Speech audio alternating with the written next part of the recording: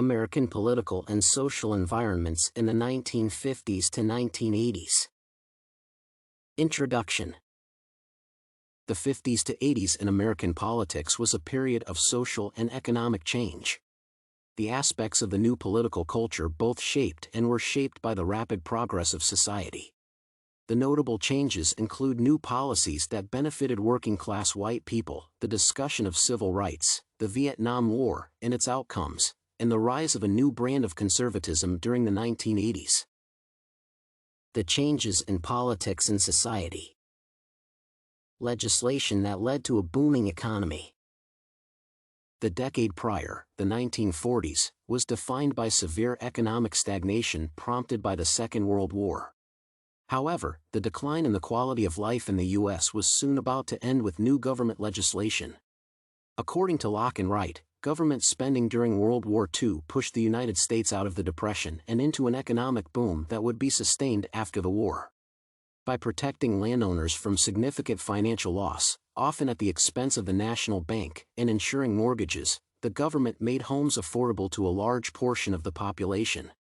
Suburban communities flourished, which meant more people bought consumer goods, such as household appliances and daily necessities. Non-stop growth of the economy led to a large increase in the percentage of people living in the suburbs near large cities. Most Americans who could afford housing, which was widely accessible, rushed to the suburbs because of the promise of a comfortable and calm life away from the city's constant noise.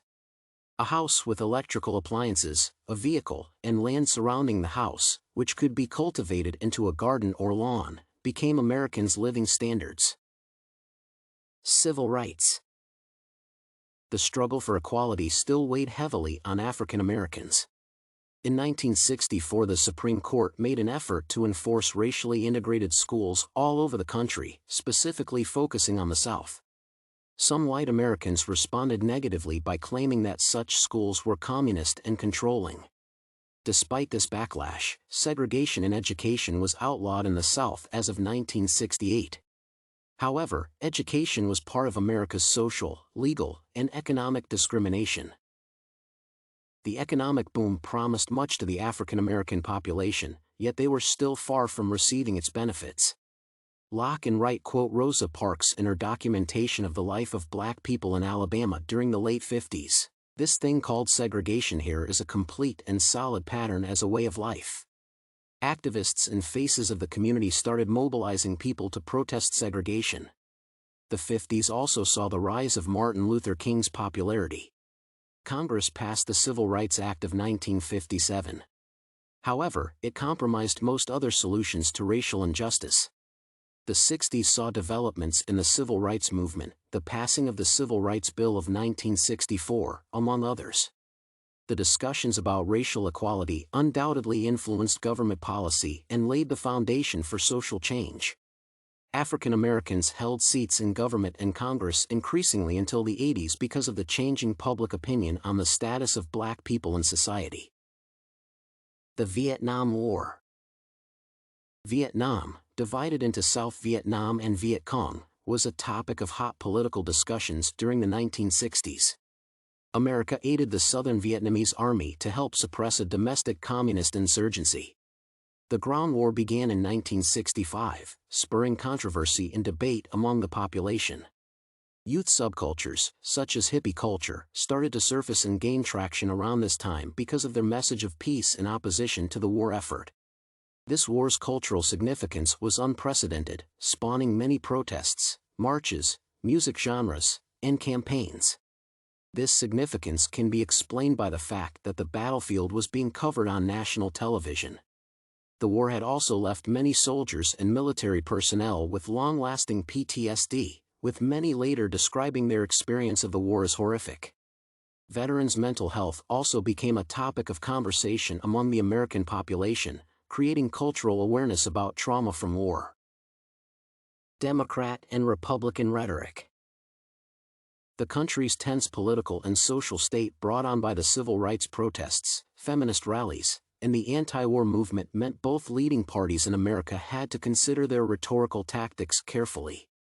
Republican candidate Richard Nixon won the 1968 election by speaking to the silent majority, an idea that appealed to the white suburban dwellers who painted liberals in cities as violent rioters. After the Watergate scandal, Jimmy Carter, a Democrat, spoke about the misery index, the simple addition of the unemployment rate to the inflation rate. However, the nation's economic struggles were much more severe, and the current Democratic administration could not properly address them. The late 70s era of American politics was defined by the surge of the new right led by Ronald Reagan. Its liberal economic policy and socially conservative, often religious rhetoric defined this ideology. Protests and riots only aided its growth, as the new right promised a stable and calm society. Reagan undid the social welfare and income redistribution policies of the 1950s in favor of free market growth, which affected the everyday lives of average Americans. Most conservatives viewed social progress as an attack on their beliefs, and the national debt grew. Conclusion: America's 50s to 80s political and social environments were subject to rapid change. After World War II, significant economic activity was brought in by welfare and government intervention. This era is defined by the rise of the civil rights movement and the struggle of African Americans for equality, which led to changes in national policy to abolish segregation. The Vietnam War spurred social unrest, leading to the rise of the new right.